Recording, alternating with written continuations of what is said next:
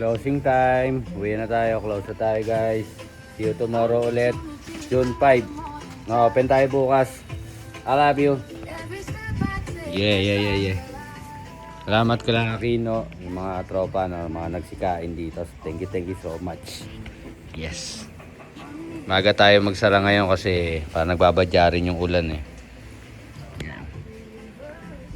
Ano po si Aling Shi. Itinatabi na ang mga natira. Itatambak niya sa freezer. Alright. Isang malupit na smile dyan, madam. Kamusta naman kita mo? Masarap po ba magtinda ng maging ganito? Pwede po ba i-interviewin, miss? Ano ba yung tanong mo? Kung yung pag-barbecue po ba madali lang po ba yan? Kamusta po yung makitaan nyo dyan?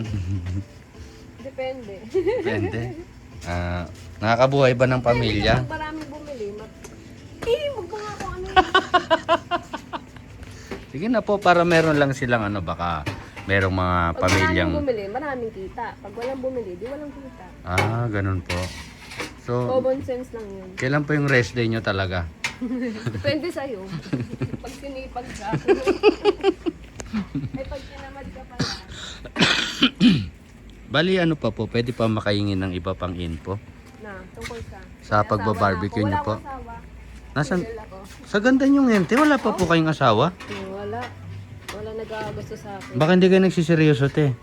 Ay, hindi. Lagi ang seryoso. Sayang naman. Kaya nga kayo binablog, te. Bakit? Baka sakali.